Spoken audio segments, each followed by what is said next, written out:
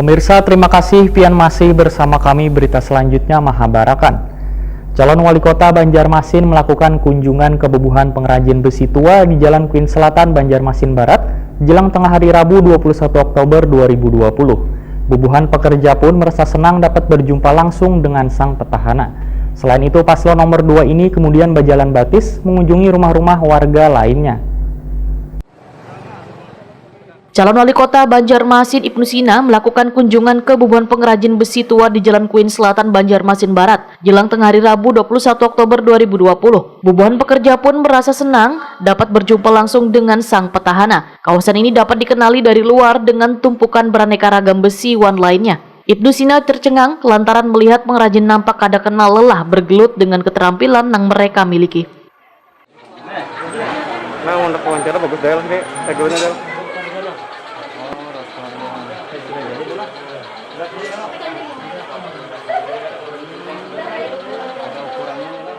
Selain mengunjungi tempat pembuatan industri besi tua, paslon nomor 2 ini kemudian berjalan batis mengunjungi rumah-rumah warga lainnya.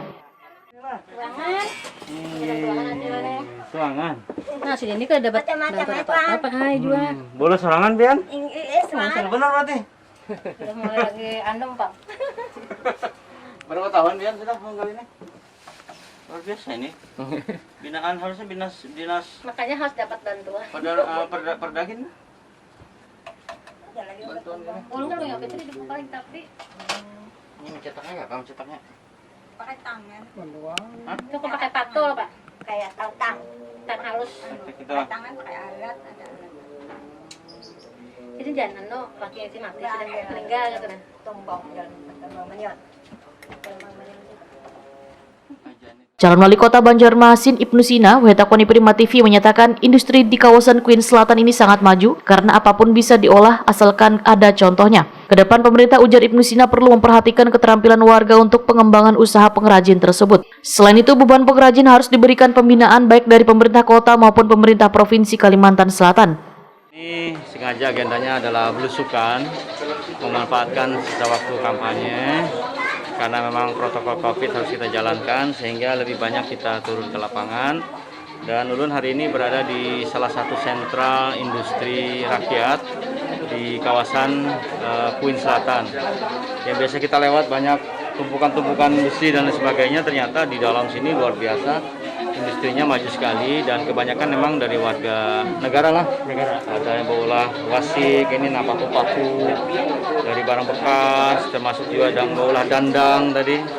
Hebat keterampilannya, sudah luar biasa. Tinggal pembinaan dari pemerintah kota atau pemerintah Provinsi Kalimantan Selatan untuk baik itu dari sisi bahan baku, kemudian peningkatan kemampuan keterampilan mereka sehingga betul-betul bisa menambah pendapatan keluarga.